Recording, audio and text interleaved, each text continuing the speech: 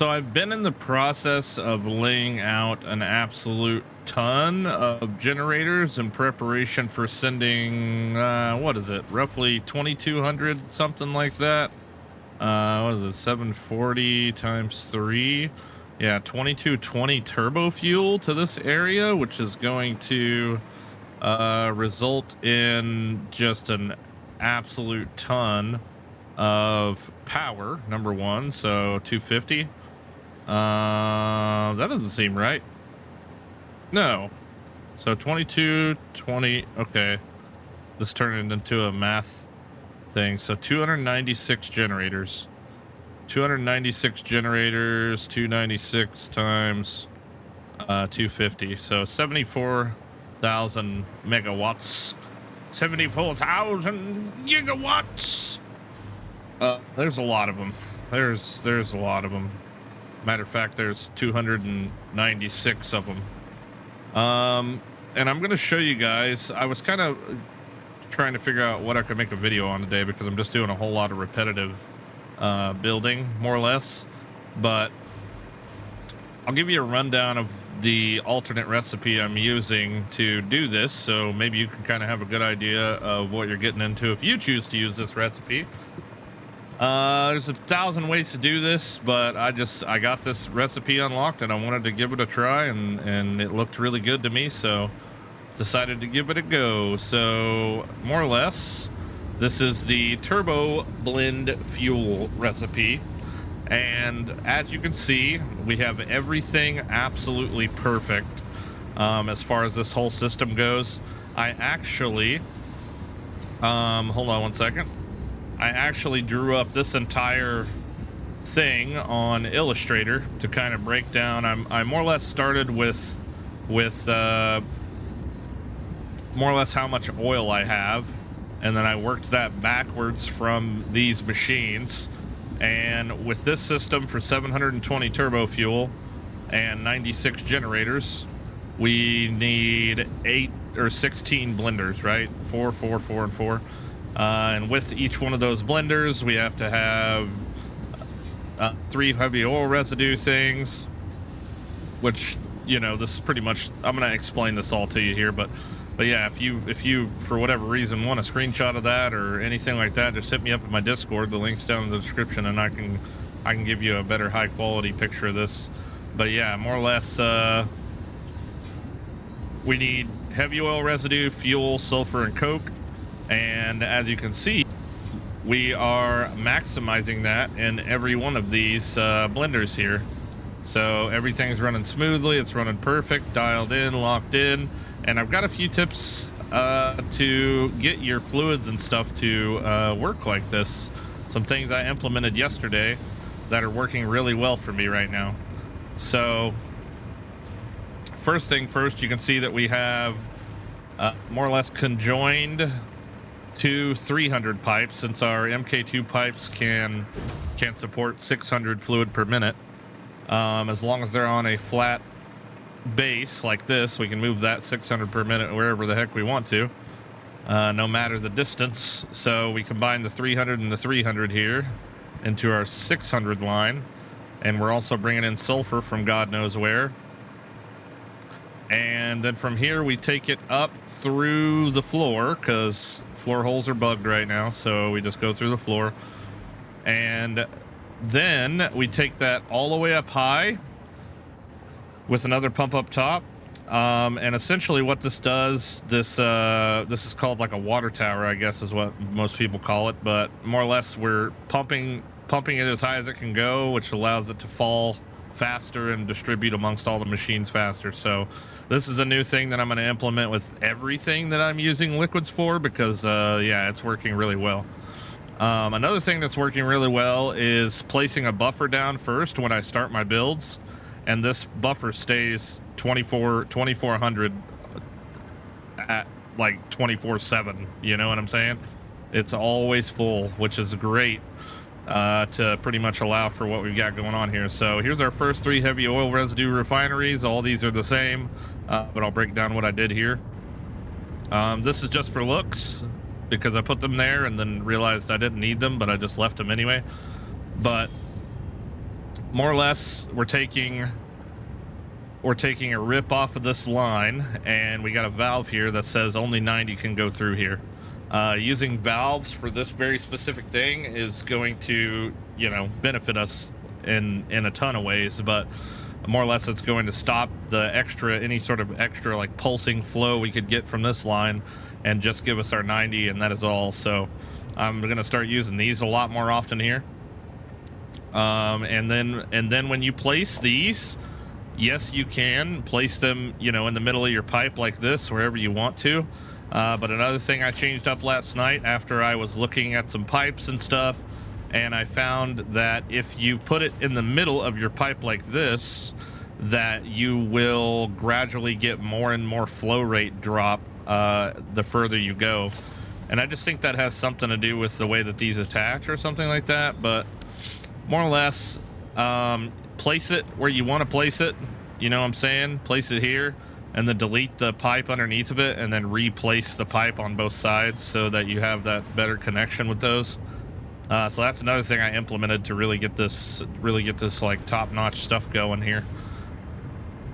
So we've got the same thing. We've got 3, 3, 3, and 3 making heavy oil residue. We're making 40 per minute, and we had to break that up into 30 per minute, split between 2. I think, is that what it was? Hold on, let me check.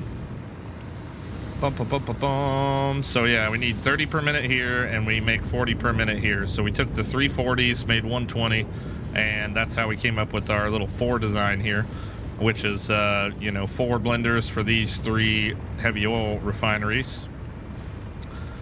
So then our remaining oil, so we have 600 coming in, and we minus 90, so we've got 600 coming in, minus 90, minus 90, minus 90, minus 90 for each one of these groups. So that leaves us with 240 to be pumped into this fuel buffer, and also to refill this fuel buffer for, you know, the rest of forever, just to have that extra overflow.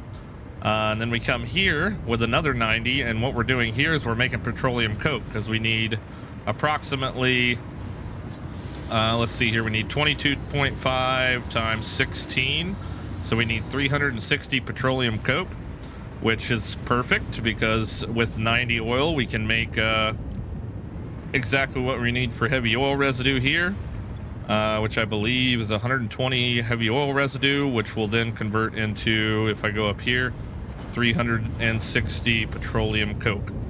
So we got 120, 120, 120. Perfect. Going back down here, and our petroleum coke's coming from the ceiling and jumping into the line there, and it goes all the way around the backside and then comes back up through the bottom. So that's that. I am also sinking all of my polymer resin for the main simple fact of I just built over here an entire factory dedicated to plastic and rubber. And I found the best way for this big giant little complicated factory here that getting rid of the resin for now is totally fine, but in the event that I need to use that resin for anything in the future, I have plenty of room up top to just pull the resin up top and turn it into plastic or rubber or whatever. Here we're making the fuel section. So what I decided here, and I thought was kind of cool, is utilizing the diluted fuel recipe gives us exactly 240 fuel, which is what we need to operate these 16 blenders. So we get this 240 fuel here by overclocking this guy to exactly 240. You can have it at 250 if you want, but there's really no point. So it's clocked at exactly 240. We require 120 oil residue, which we got 40, 40, 40 right there. And water as well. We pulling a water pump up from downstairs, which this build right now currently is right on top of water. Definitely worked that into my whole process here, being able to just drop water things out, and here we are getting rid of the polymer resin. So that's pretty much the build. We have another buffer here with another chunk of oil in there, and I believe I left me a sign here that says we've got 90 oil remaining. So after this area here, we still have, since we've been valving everything, we have an additional 90 oil that I can use for the next set of machines. So that's pretty neat. And then so from here we are pumping out this 720 Fuel, I separated the top row and the bottom row because obviously we're moving 720 and we can only move 600 per line. So we had to break that into 2 lines of 630 apiece. Nothing crazy happening down here. We're just sending the lines that way. And then we come up. And more or less, I'm probably going to tear all this down and rebuild it over here because it's going to make more sense, but we're not going to talk about that right now because that's the kind of crap I do for, yeah, things I do for my own personal reasons and not for logical ones, which is why I have so many hours in this game and it doesn't look like I've done anything yet. But regardless, we do the same thing. We pump it all the way up to the ceiling and back down so that we can get the maximum flow that we can possibly get. We come in on a buffer here. Same thing. Our buffer's cranking. We have this split up with valves as well. We have 90 or 150 going that way, 150 going that way, and 60 going this way. Now this makes it for an interesting combining combination to combine 2 lines, but I think I got it to where I'm comfortable with it. But as you can see, we got all green lights going on here. We got all maximum fuel. And if it's not maximum, it will be shortly, just like that one. But our 150 being pumped into this system. Something I did do also is added a complete wraparound loop around this. And I really just kind of got this from just a few Google searches on generator layouts. I've seen a lot of people doing that. So I was like, hey, you know what? It doesn't make sense to me, but I'm going to try it anyway. But yeah, I don't know. It's working doing that. So ran it through the middle, connected it all, and then there's a big loop around, and that's the same way all these are working pretty much. So yeah, this is 360 here. So we've got 150, 150, and 60, which is 360 going that way. And then my other 360 line is right here. Also, I put another valve here because we need to move 60 in from this way and 60 in from that way, and I don't want the lines to mix. So that should stop them from backflowing that direction. So we are actually only able to do 60 fuel worth of machines here. So 60 and 7.5 is 8 machines. So we have to take 2 off the end. I haven't really decided what I want to do with this area yet. But yeah, we're going to be minus 2 machines for every 3rd row pretty much. So, but yeah, it's pretty awesome. So replace your T-post. If you're placing them in the middle of pipes, make sure you replace them with the pipes on both sides. And then definitely use fluid buffers, as you probably don't think that they have a huge purpose, but the fact that they fill up here, we got fill rate 600 coming in and 300 coming out, so it's just a matter of time before it gets full. I honestly don't know why it's not full yet, but it's kind of weird. But either way, doing that waterfall action there, you can see that we still have 600 meters cubed coming in, and it's not even, fluctuating at all. And that's a pretty big, huge product of doing this like water tower style system here with the pumps going up and just bringing it right back down again. And yeah, so now I'm going to spend the remainder of my day, since I really didn't know what kind of a video to make, and we turn this into a 15-minute one of me just talking and showing you guys around. Oh, another thing I'm doing too is I'm adding a grid of ceiling dudes around here so that I could pretty much use the hover pack to fly around everywhere. It's a big reason I haven't used it a lot is I didn't like the inconsistency of not being able to fly everywhere. So yeah, I put this grid up in the ceiling for now. And you could, oops, let me turn the light on. There we go. Yeah, you can see the grid here is pretty much on this entire area, which is absolutely insane. But other than that, I mean, I don't know if maybe this is your first video of mine, you can get a little sneak peek at what the rest of this factory looks like, but it is absolutely massive. Absolutely massive. But yeah, we've got essentially 41. Maybe I can get up here. I might need my jetpack for this, actually. Come on, get up there. There's a little trick you can do. Doesn't happen all the time, but if you hold your jetpack and press Q, you get kind of a bigger boost than you normally would with your jetpack. Secret tip if you're still watching the video.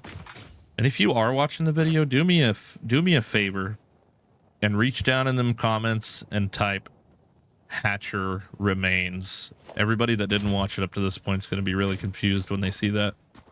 Let's see how many. See if we can get 20 people that say Hatcher remains in the comments. That'd be funny. But yeah, man, we got concrete over here, rotors, stators, motors, limestone, caterium, wire, quick wire, computers and stuff are over here. There's 6,900 iron ingots being made right here, 2,000 copper ingots, 900 steel ingots. We've got encased beams, heavy mod frames, like 2,500 pipes per minute for whatever reason. I'm sure I pretty well needed it for something, but screws, bars, steel beams, and then we've got plates, reinforced plates, mod frames, heavy mod frames, all that good stuff. Pretty much got all of our bases covered for now. This is a good starter base. This is a good starter base for me. Yep, yes sir. Just a huge skeleton at the moment as far as the builds go, but yeah, in case you didn't see the 41 nodes coming in from all over the place, and very soon I'm gonna be turning these 41 nodes into tier 3 miners, and then I'm gonna have to redo it all over again.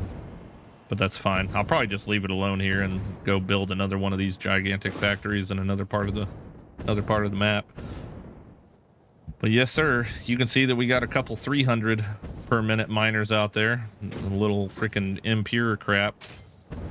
But either way guys, thanks for watching, man. Sorry I didn't upload a video yesterday. I had to bury my cat and everything, and that's kind of why this one's a little late today too, is I'm just been kind of in a funk since that happened. So you guys be good. I'll see you on stream tonight, and make sure you bring your popcorn because it's gonna be a crazy one. See you guys later. Pieces.